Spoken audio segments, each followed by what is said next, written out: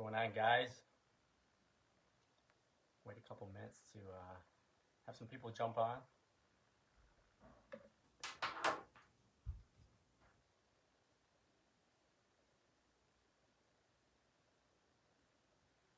Hopefully everybody's having a great day. Good morning if you're in a different time zone. So wait a couple more minutes to see if people jump on. But looks like we got some people coming on now, which is kind of cool. Hopefully everybody is doing good. Let me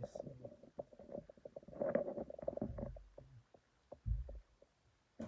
35 people, 40 people. Keep it going. So, first off, I just want to say welcome to the Worldwide Devotional, The Storm Shall Pass. Most of you know me, but my name is Tyler Anderson. And, this group, first off, I just want to say thank you to the administrators for just giving me this opportunity to share my story in a live. Obviously, I'm pretty good at writing and in that format, but definitely I felt the call to speak. It's definitely out of my comfort zone, but we only grow when we're out of our comfort zone. So really today, I feel like God's put on my heart to really just share my story from birth to now. 28 years of a journey, ups and downs, all the in between, but it's truly maybe who I am today. And so I'm just gonna share my story from start to now. So here we go. So I was born on November 25th, 1991, and I was born 4 months premature, weighing 1 pound 12 ounces. Doctors didn't give me. Told my mom I probably wouldn't make it that night, and so I was born. I was in the NICU for 3 months. Let me see if I can get closer, see if it'll be louder. Can you guys hear me good?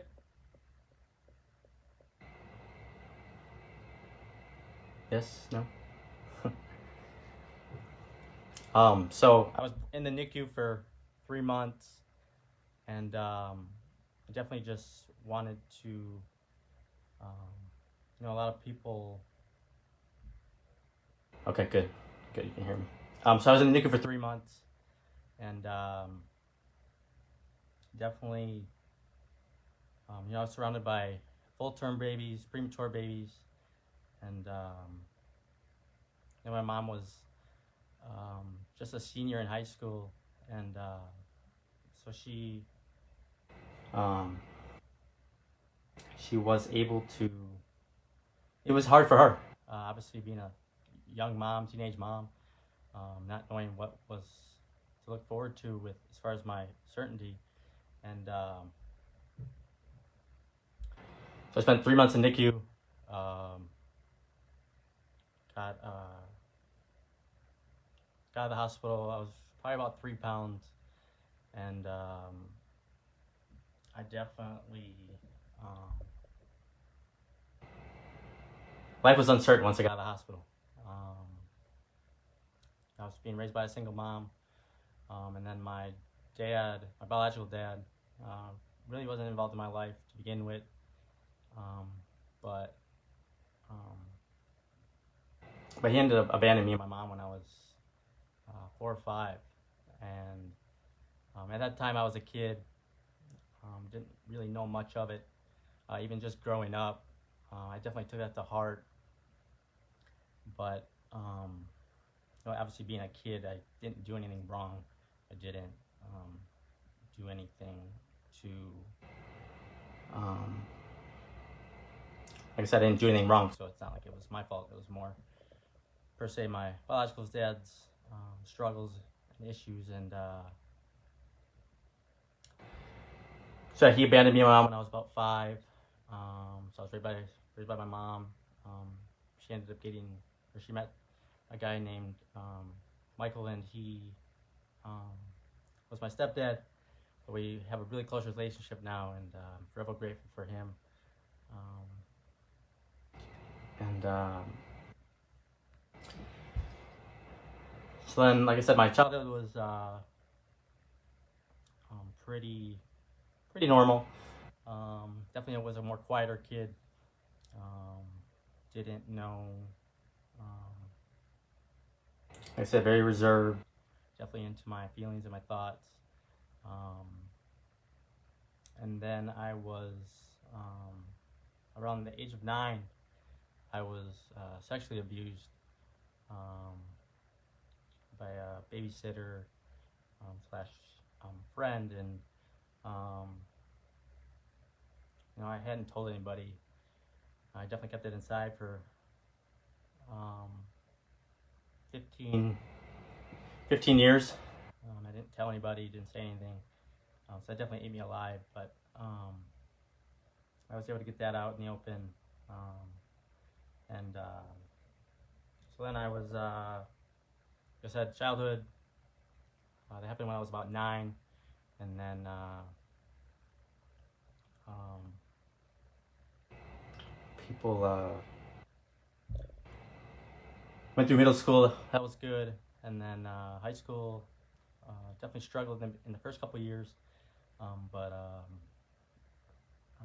in the last 2, I got my act together and ended up graduating high school early. And went off to college. I actually graduated high school 2010, January 2010. And a couple days later, I actually started college. But then some emotional pain got in the way of that. I ended up dropping out of high school, or out of college. Went into manufacturing. And then I ended up getting into a relationship, which I thought what love was. And then ended up getting married, had 2 beautiful kids. Definitely was a struggle for a good 6-7 years. I definitely had good times, but it was just a really struggle. I didn't know. I was definitely dependent on her for my emotional dependency, and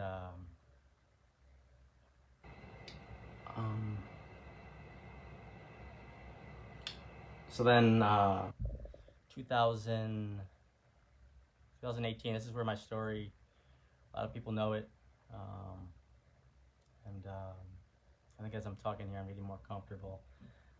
But this is really where you know my story. This is really where the turning point was. It's really where rock bottom was for me. But I wouldn't want it any other way. I think God used this moment to really show me just how precious truly is, how precious life truly is. So it was in 2018, and really had just been struggling emotionally. Like I said, I was always one to bottle my emotions, and I didn't process them very well. I bottled them in, and then once I got fed up with them, I would go into a dark place real quick. And so it was 2018, June 11th, actually June 10th, I had planned it out, what I was going to do. And I'm not going to go into all the details because I know there's some trigger points. But basically, June 11th, woke up, was on my way to work. And basically just tried to flip my car. About 120 mile an hour, took the wheel, turned it, and tried to flip my car. And God willing, the car did a couple donuts, a couple 360s, and ended up landing in a ditch. Here in Wisconsin, the ditches aren't like your little normal ditches. They're definitely, the one that I had landed in was probably a good 7-8 feet from the surface of the freeway. But I ended up landing on all fours, Um, wasn't hurt. Even the officer that responded to the 911 call asked how fast I was going, told him, and he's like, "Wow, you definitely got lucky on that one." And so at that moment, like I said, I was sitting in the ditch, just had attempted to end my life, and in that moment, I think it hit me that I had nobody was in the car with me. Like I said, I was on the way to work, but I had my two of my kids' car seats in the back, and looking back, and obviously they weren't in there, but that hit me. In that moment, I knew that I needed help, and I knew that I needed to really just find myself. And so like I said, I got transferred to a medical facility or hospital, cleared out there, and then I ended up going into a mental health facility here in Wisconsin, and I was in inpatient for about a week. So that's basically the treatment, the crisis treatment part of it, the help I needed there, and then was an inpatient, which is like day treatment, and then you go home and then you come back in the morning and you do that. I did that for about 2 to 3 months. Definitely was trying to just get help, and I truly believe help is real. God's always with you no matter what you're going through, and so like I said, I got the help there. I was still married. Like I said, even after that, I still had my struggles, as we all do. But then came January of 2019. Like I said, it was more of just a mutual type breakup, divorce. It just was kind of the best thing for both of us, but definitely for myself. Like I said, so I ended up getting divorced, and that's really where it turned around. Obviously, I had the suicide attempt. That was a big deal. But I think I was just dependent on my ex-wife for my emotional dependency. And so I got out of that relationship, was single for about 6 months, really just worked on myself. That's really, I always say, a lot of times divorce will break people if you let it. But the divorce made me, and I believe it saved my life. And like I said, I worked on myself for about 6 months. There was times where I sat in my bedroom, staring up at the ceiling at night, asking the tough questions for myself. Definitely was some confusion there. Like I said, when you get married, the goal isn't to get divorced, but at the end of the day, I think that was the best thing for myself. And like I said, I was single for about 6 months. Really worked on myself, tough questions, learned to really just the value of self-love. I post about it all the time, but if you're not comfortable with who you are, if you can't love yourself, it's hard to have the capacity to love others. And I think that's really the value that I learned. So then it was about end of May or beginning of May 2019. I kind of jumped back into the dating scene. Met this wonderful girl named Alyssa, and she truly loved me and loves me for who I am. And I truly, obviously, I did a lot of the hard work myself, the help of God, support system. But she truly just breathed in confidence, and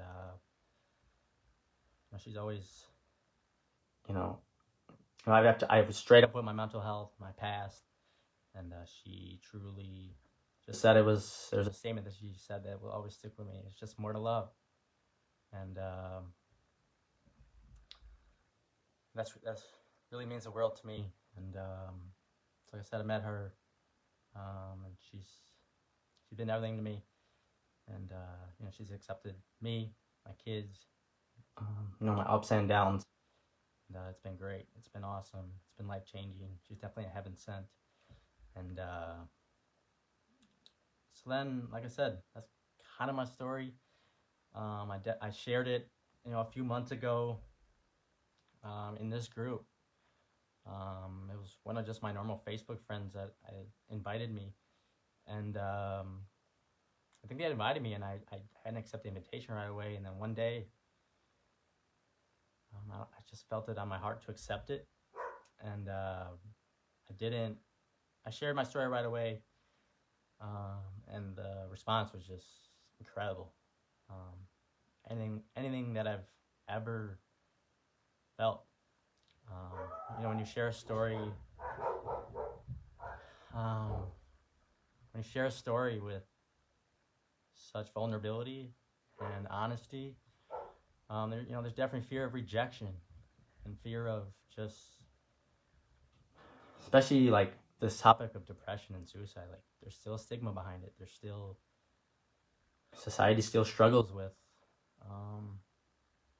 that aspect of it because it's uncomfortable. It's messy. There's lives at hand, and it's not just people my age. I mean, there's young people. There was a girl maybe a couple months ago here in Wisconsin, I believe it was. She was 9, 10, 11 years old. And this breaks my heart, but it also gives me motivation. That's why I'm open about my story. And but I specifically remember the post that I made. I believe it was the 500 days of without a suicidal thought. I think it had close to 40,000 likes, close to 3,000 comments. It went viral and touched a lot of lives. And since that day, I've really tried to just post whether I'm having a good day or a bad day. Even, somebody as inspirational, as positive as I am, there's still days where I struggle. And I hope that gives you permission to be honest with your story as well. I think if I can go first, and I always said it, even when I posted that viral post, if it just helps one person, it's worth it to me. So that's all I care about. I don't care about numbers. Yes, the 40,000 likes were awesome. 3,000 comments were awesome, but the life change that happened from that post and that continued to happen from my honesty and vulnerability, that's what matters. And I remember a specific individual reached out to me that night of that post, and they said they had a bottle of pills. They were in their hand, and they were going to take them, but they were on Facebook that night, came across my story, and they stayed. And that's what it's all about. And life change. Even with the COVID stuff and the chaos that's in the world today, mental health is definitely a struggle for a lot of people. I think that's why a lot of people resonate with my story. A lot of people resonate with Drew Young's story. People can relate to that, and they're looking for real. They're looking for honesty. They're looking for vulnerability. They're looking for that opportunity to feel the same way that I may be feeling. And if I can give them hope and inspiration, then it's worth it to me. So, and I think a lot of times too, men, if there's men listening, I think this is a point that you can hopefully encourages you. And I think a lot of times with men, society tells us to man up, to suck it up, to not share your story or your feelings, not to share your emotions, not to cry. And I don't believe with that assumption or that ideology. Men are human too. We're all human. And if you're a male listening, go ahead, cry. Talk about how you're feeling. Go to somebody. Talk to them. It's okay. You're not alone. And you don't have to man up per se. You don't have to to give into that stereotype. And I think that's something that I've learned. Even for me, I take baths sometimes, bath bombs, put it in there, let it do its thing, and just soak in there, turn on some music, and just enjoy the little things of life. And so yeah, I think if anything, I truly just hope that you know that you're not alone, and the storm shall pass. And there's gonna be hard days. Just yesterday, I was in the ER, had symptoms of a blood clot. Everything came back normal, and there's gonna be hard days. It's just to feel joy, you gotta feel pain as well, and to feel joy, you gotta feel pain. So they're counterintuitive, and so yeah, this group has truly changed my life. Like I said, this is definitely out of my comfort zone, and but at the end of the day, we grow when we're out of our comfort zone. We grow when we get out of the ordinary and challenge ourselves. And so I truly appreciate this opportunity. And I think the question, even in this group, that I've got asked the most is, what did you do differently to change that? What did you do differently? What changed it for you? How'd you go from having suicidal thoughts every day, on a daily basis, to,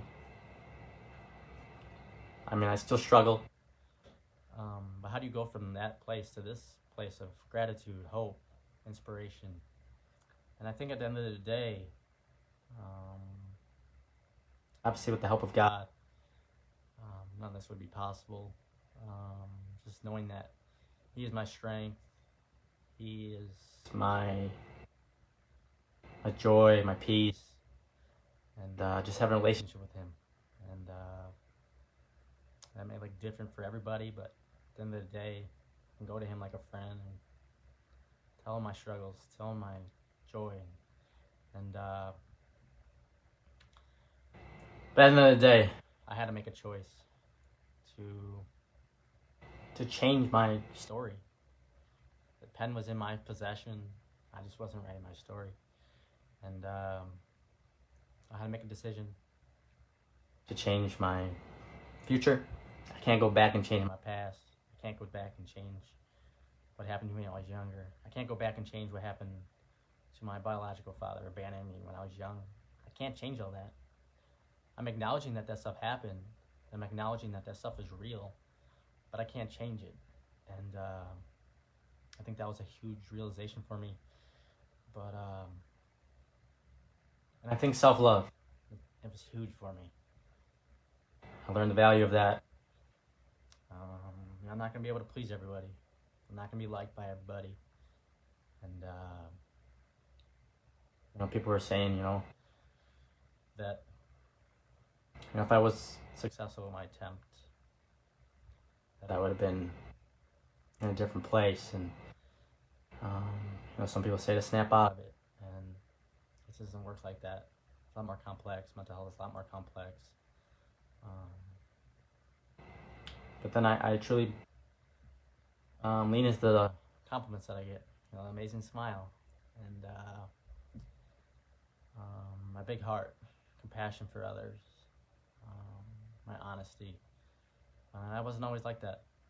I definitely held everything in, and I think that's been a huge thing for me too. It's just whether I'm having a good day or a bad day, just telling people, whether it's on Facebook or my girlfriend or my parents or somebody that I trust. Like, if I'm having a good day, you're gonna see it. Like, I'm gonna be, and if I'm having a bad day, like, I'm gonna struggle. But at the end of the day, I'm gonna fight through it, and I'm gonna fight through it and keep going. As long as I got breath in these lungs, I'm fighting to the end. And God wasn't done with me. He's not done with me yet. And I'm not done until His will is done for me. So, I don't know if anybody has any questions. That's kind of just my heart today. Anybody has any questions real quick? Kind of just... I appreciate everybody joining in. Like I said, definitely out of my comfort zone. Definitely had a little bit of butterflies, but at the end of the day, hopefully this was helpful for you. And I appreciate the opportunity from the administration of this group. And this group changed my life. Will continue to change my life. And I'm just going to be myself. Bad days. Be honest about them. Good days. How did I get started in this group? It was an invitation from a Facebook friend. And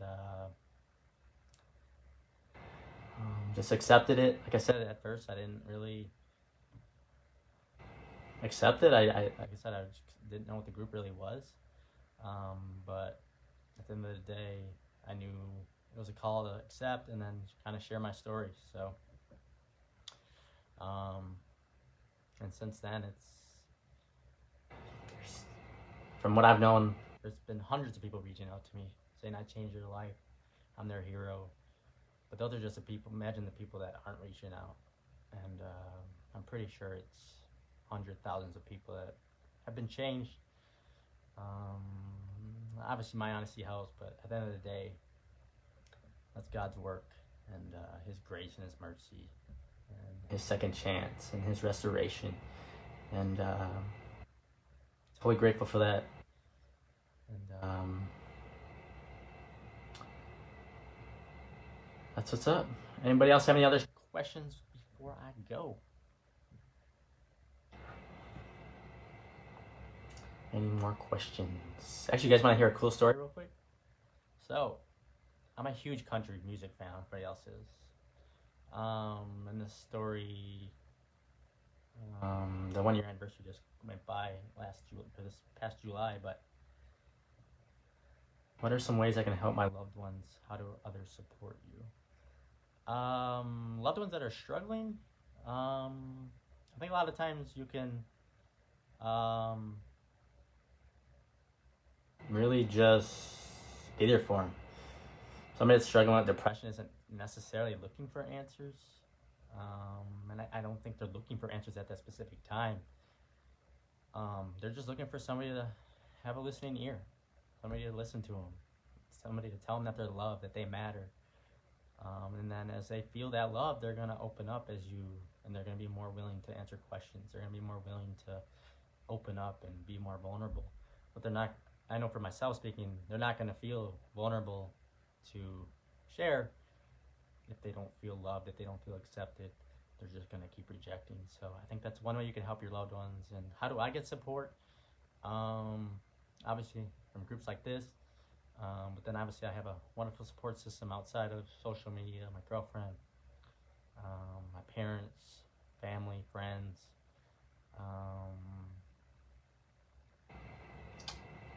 And yeah, I think support is huge. So hopefully that answers your question. What is one thing that's come more alive to you knowing that you have more self-love and awareness? I think just accepting the small things that I took for granted. I used to self-harm. I never used to smile. I never used to be fun. Never used to be. A lot of times I used to fake it. But I think a lot of people can see it in my smile. It's genuine, and it's genuine. A lot of people even say my eyes smile when I smile, which is kind of cool. But like I said, I think more stuff has come alive since just accepting the small things that I love about myself and just about life. I think gratitude changes a lot of stuff. If you're grateful, your heart is more open to just be more grateful. So how have your kids reacted to all this? My kids are my daughter turns 4 in 2 weeks and my son is 6. So they're pretty young. Obviously, I don't know the mental health side of it.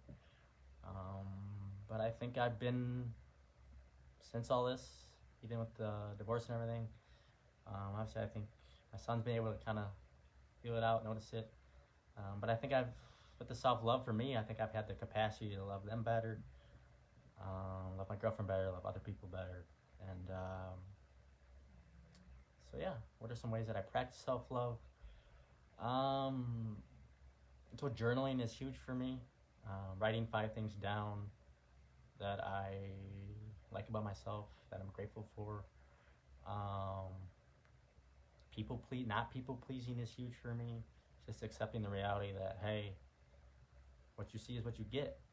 And I try to be as genuine, humble as I can, loving as I can. But at the end of the day, I'm not going to be able to be liked by everybody. And, I'm all right with that. I used to live for likes, comments. But now, like I said, I don't post for that stuff. I get one like. If I get 20,000 likes, it doesn't matter to me. So as long as one person's changed, that's what's awesome. So that's what it's all about, life change. How have you been connected with other guys to relate to and be vulnerable? Yeah, I think a lot of men that are in my life or that I'm connected with appreciate my honesty. And I've definitely learned a lot of stuff from different guys that have been vulnerable, have walked through the same type of stuff. But like I said, I think men have to realize that they're human, and that it's okay to cry. It's okay to feel stuff. It's okay to have a conversation with your mom about how you're feeling, or whatever is going through your head. I think once you get it out and you're vulnerable, I think that's when true healing happens. I think that's when God can work. That's when you can work. And so yeah. Back to my story though, real quick. This is crazy. So I'm a huge country music fan, and so me and my girlfriend really like Dylan Scott. And he's been around for a little bit, but he's kind of more up and coming right now. And so he, with my girlfriend's birthday, we just had started dating about a month and a half prior. And so it was her birthday, and he was coming here local in Wisconsin to just like a county fair. And it was her birthday. I worked my magic, contacted the local country radio station, got some meet and greets. And got some meet and greets. So we went to the fair, got a walking taco, started eating it, and we were walking around the fair, and then we picked up the meet and greet passes, and so the concert, I think he came out around 9. Meet and greet was around 8:30. So there was a pretty long line, probably 40, 50 people waiting in line to meet him. It was just around the stage. And so I'm waiting in line, like I said, with my girlfriend that I had just started dating, but I knew from the start that she was something special. But so we were waiting in line, we were just chit-chatting, listening to the opening acts. And about 25 yards, I look, and there's a police officer. And I look at him, I'm like, I know this dude. I'm trying to think where I know him from, and then it hits me. So the guy that was 25 feet running the meet and greets with Dylan Scott was the first police officer to the scene of my suicide attempt 911 call. And it just hit me right there. And then the even crazier part is the venue that the concert was at was a mile away from the suicide accident. And that's when it really hit me that, hey, life is worth living. I'm needed there on this earth for my kids, my girlfriend. And so then we got to meet him, humble and as cool as they come. And so then we got to listen to him jam out to some great songs. And then at the end, he finished with his single called My Girl. So I'm sitting there with all this in my mind, with my girlfriend in my arms, jamming to My Girl. And I've always been like a sneaker guy. So sneakers, basketball shorts, t-shirt. But in that moment, I had cowboy boots on, jeans, t-shirt. And in that moment, I'm like, this is who I'm made to be. Just a simple man here to tell a story of restoration and hope. And that's what it's about. And it was just a humbling moment, and I'm always connected to his music. He's reached out to me a couple times, liked a couple TikTok videos of mine, so it's been cool. But I always remember that story, and I always connect with his music in that situation. And the crazy part too is, yesterday when I came out of the ER, the same police officer that responded to my call that was at that concert was standing outside. And it's just little things like that make me smile. So, oh, my dad's on here. It says, "Hey son, please share the top 3 tips you would give someone who's struggling to let go of the things that no longer support them mentally, physically, or spiritually." Top 3 tips that I would give someone who's struggling to let go. There's a couple tangible ones. So letting go is, I think, just accepting the reality that you can't change the past of certain things that happened to you. And it doesn't diminish the pain.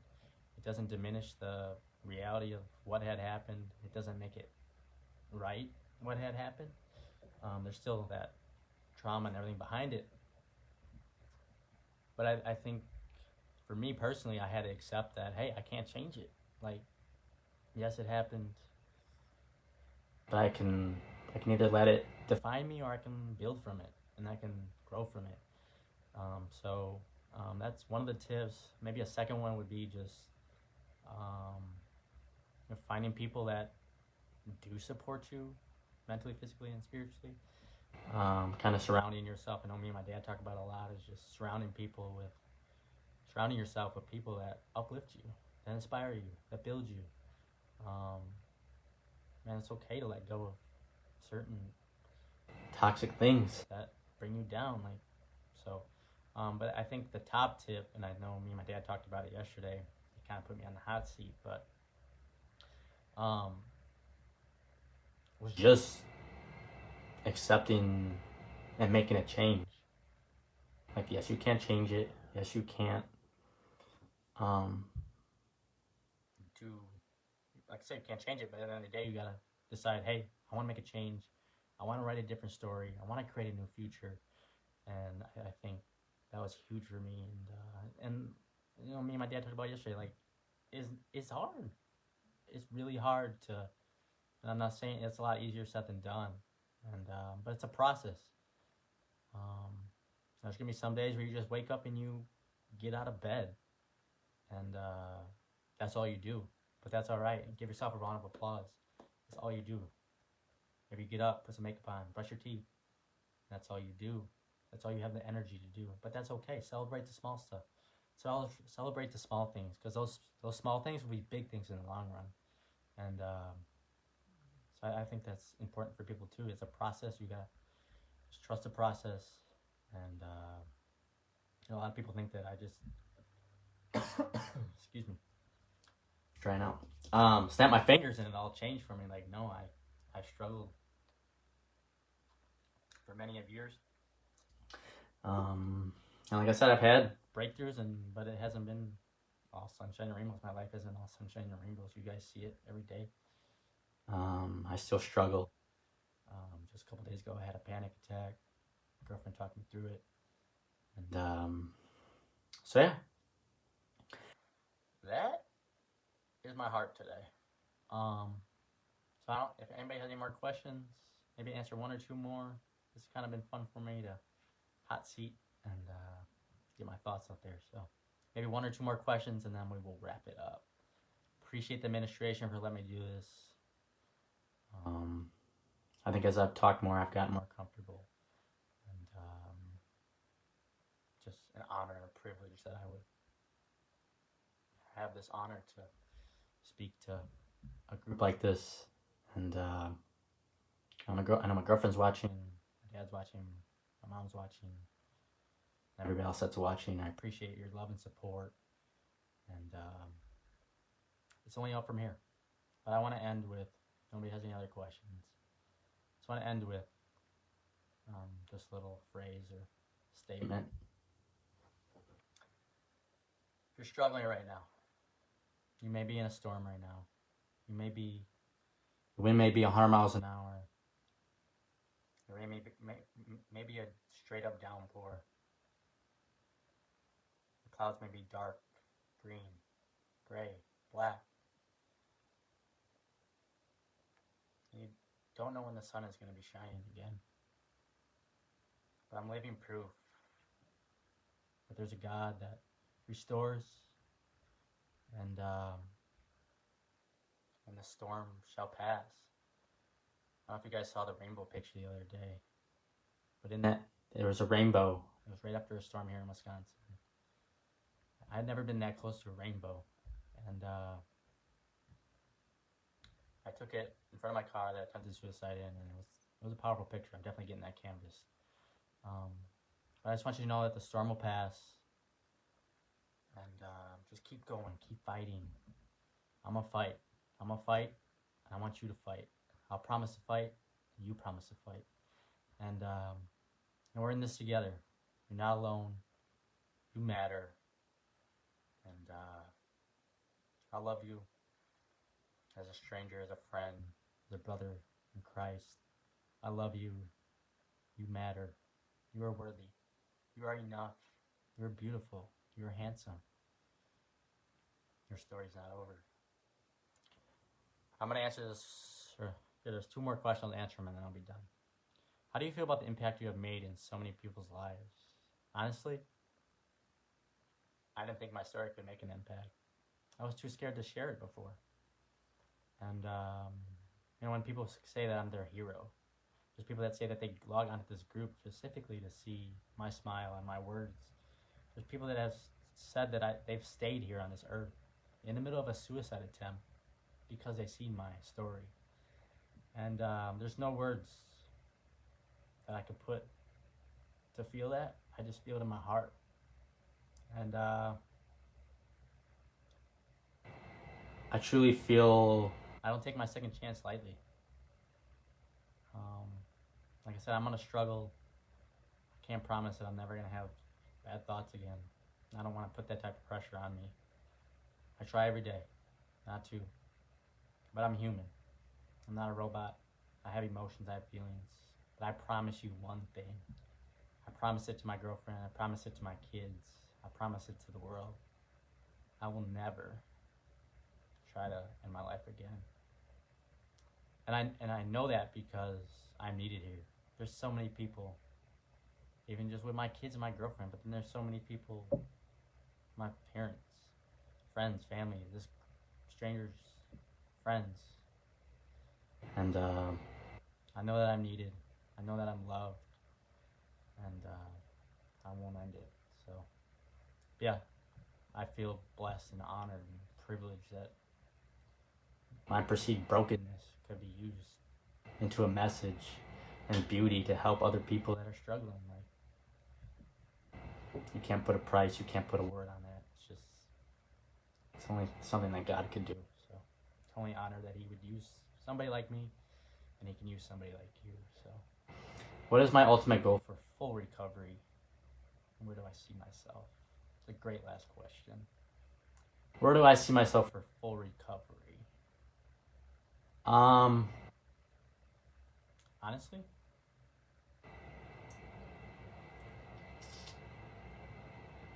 I may have to battle this the rest of my life. But at the end of the day, I think each day is a recovery day. Each day is a new day. I don't think there's a word cured or recovered per se. But at the end of the day, I just want to continue to inspire. I want to continue to be myself, most importantly. And the inspiration will take care of itself. God will use it. And where do I see myself? Just a simple man, trying to inspire people. Maybe I'll make my way around the world and get more comfortable talking in front of people. Maybe I'll write a book. Maybe I'll lead an organization for mental health. or maybe I'll just continue to inspire any way I can, and just live a life fulfilled with simple things and purpose and love.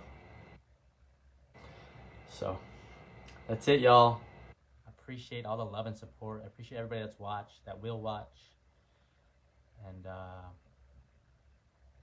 truly appreciate this opportunity, this honor, this privilege, this God-given prayer for probably a lot of people. So I appreciate all the love and support. I can't thank you guys enough. And I hope everybody has a great night, great day, wherever you are. Has a great week. And let's get it. Let's be the change we want to see in the world. And like my shirt says, life is worth living for. So, love y'all. Appreciate it. And